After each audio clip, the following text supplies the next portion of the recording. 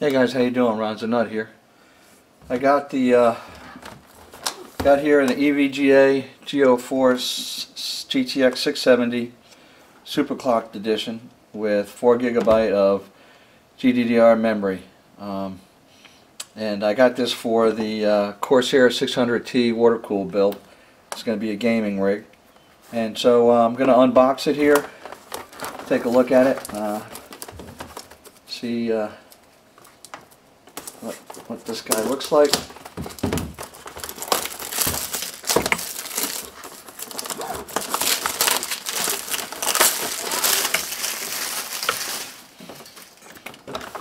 Although I was looking for a 670, I didn't necessarily need to get the Super Clock, but one of the things I want to do is use that system on a big screen TV.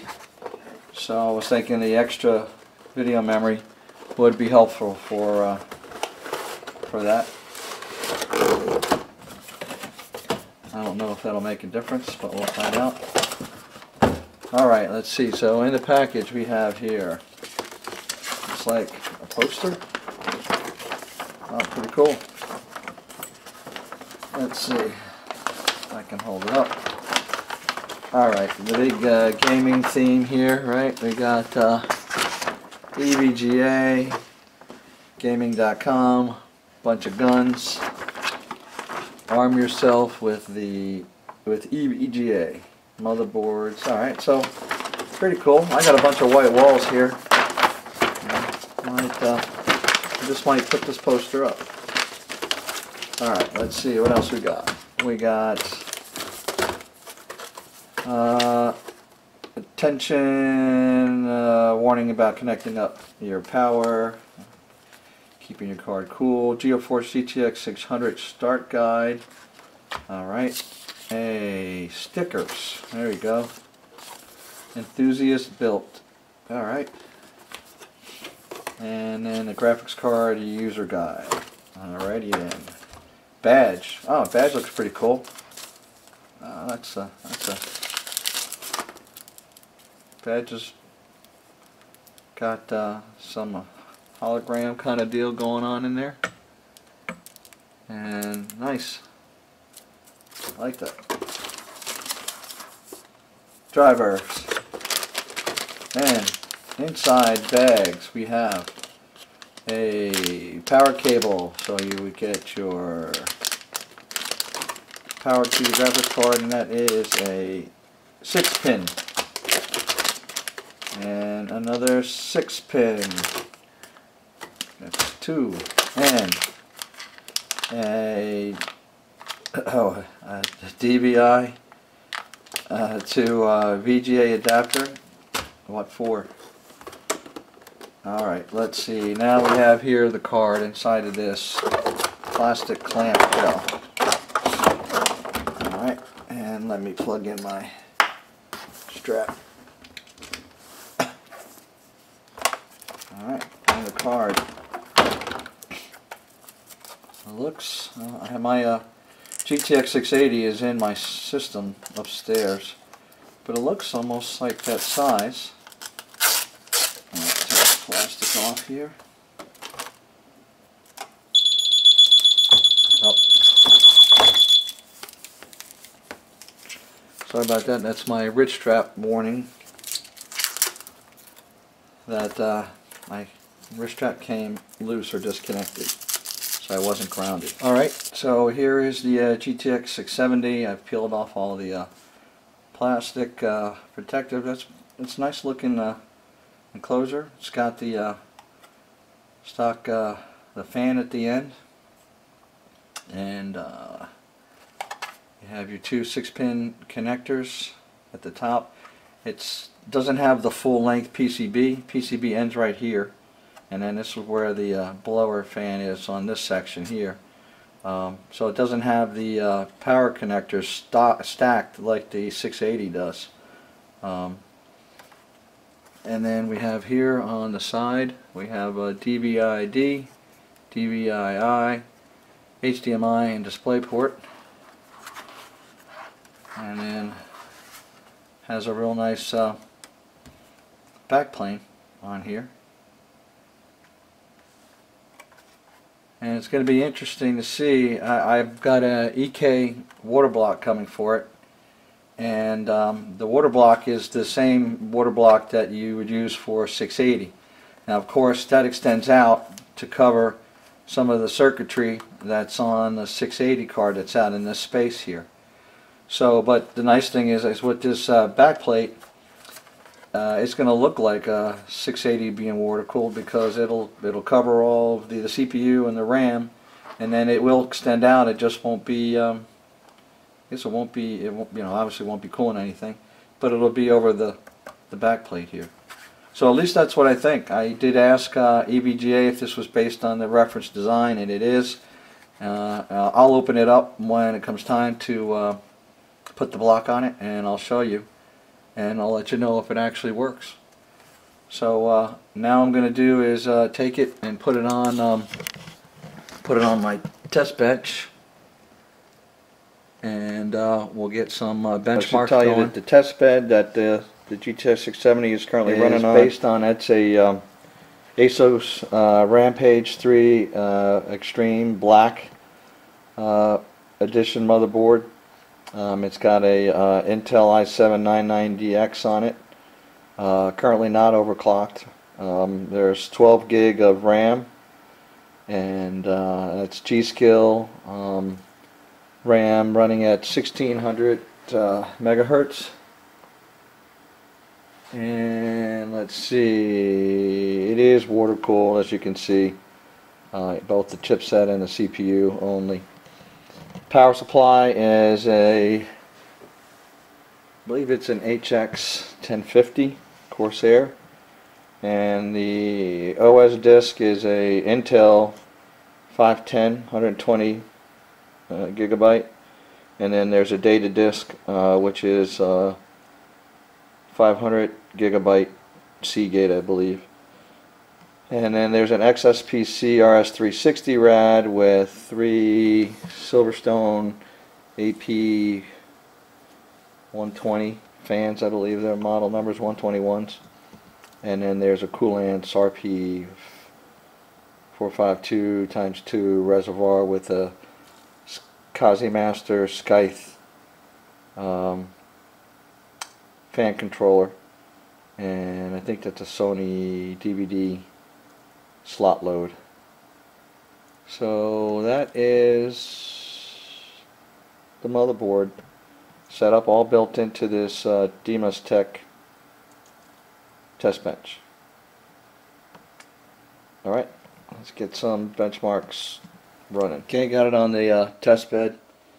It is quiet, and of course it's not under load, but it is really quiet. I unplugged my fan on the back of the Cooler Master fan I have on the back of the Demus Tech, and really I can really barely hear it. I'm not going to move it up close for you, but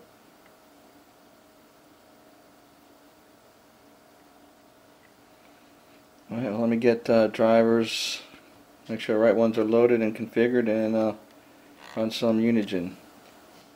Okay, she continues to run quiet here. Now I'm going to load up MSI Afterburner and see if I can push the fans and see how loud it gets. Okay, I'm going to crank it up now. The fan currently is on 30%, and I'm going to go to 50.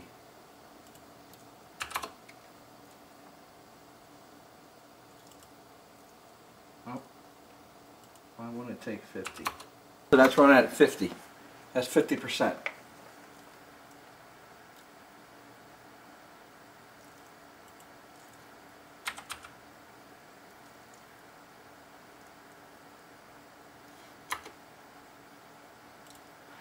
It's 75 now. And you definitely hear it now.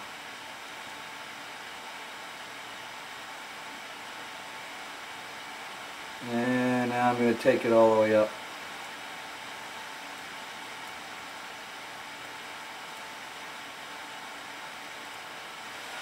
Actually, that's 80 is the highest that it would let me go. That's 80%.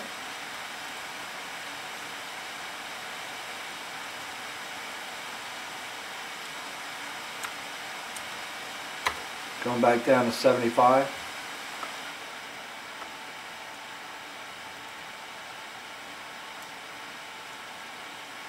Let's try 60.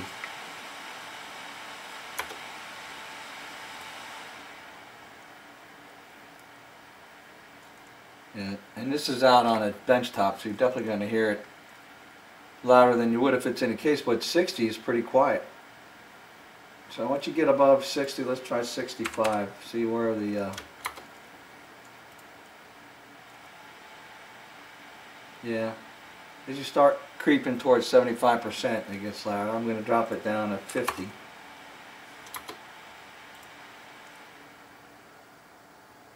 Yeah, 50%. You can barely hear it, and I'm going to go back to auto.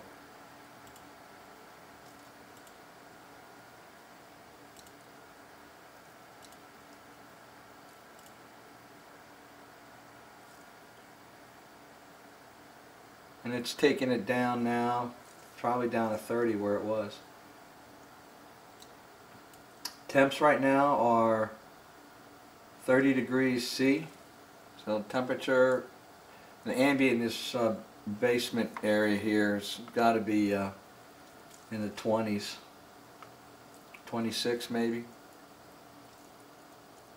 Maybe a little bit less. Okay, now I'm going to run some Unigen, and I'll show you the benchmark. Okay guys, now we have the benchmarks for the GTX 670. Here is the Unigen benchmark. So 110 frames per second, that's on average. That's really nice.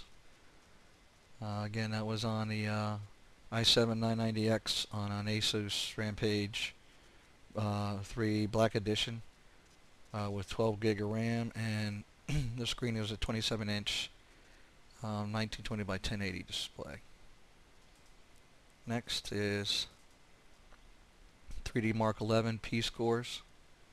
The left screen here, this is the P-score for the 670 EVGA 4 gigabyte card, and on the right this is the GTX 680. Now so the difference here is about 10%. 680 is about 10% faster than this card. But one thing to note is this one was run on the 990X right here. You see it at stock clocks, and then the one I took the benchmark on, the GTX 680, that is a gigabyte GTX 680, and that was run on this system, a 3930K processor, also at stock. So that's where the next one is the X scores between the 670 and the 680, and you can see again about a little less than 10% difference. 3034 versus 3238.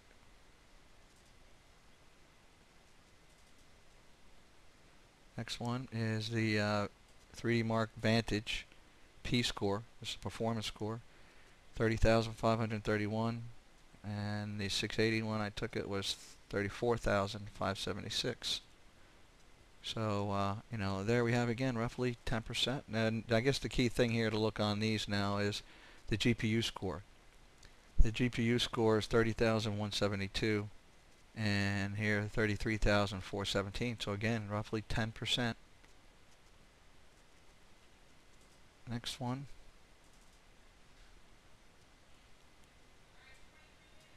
is a 3D Mark score for the X score, 18,068 versus 18,806. And the GPU score, 17,663, 18,318.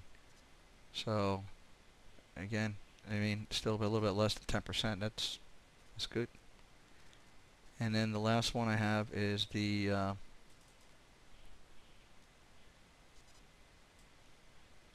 PC Mark 7. And it's funny, this card is so new that PC Mark 7 and some of this, and also one of the other utilities. The card is not recognized in their database yet. But here we have 5,058 PC marks versus 5,429. So again, just less than 10% difference. So that's what I'm seeing between this GTX 670 4GB model, super clocked as well. And so for the price, is less than a 680, if you can even get a 680 nowadays. And the performance is about within 10% of what a 680 is. So I got to tell you, I think it's a good bang for the buck. GTX 670, even a superclock version. I'm curious to see what a non-superclock one is, but I imagine you can overclock it yourself if there's enough headroom, and get the performance almost out of a 680 for less money. That's it for me for now, and next video you'll see is when I receive the order block for the GTX 670, and I'll be posting that up so that you can see, those of you who are interested, to see how that fits, how the EVGA nickel plexi 670 680 order block fits on this card, if it fits. That's it. Ron's a Nut out.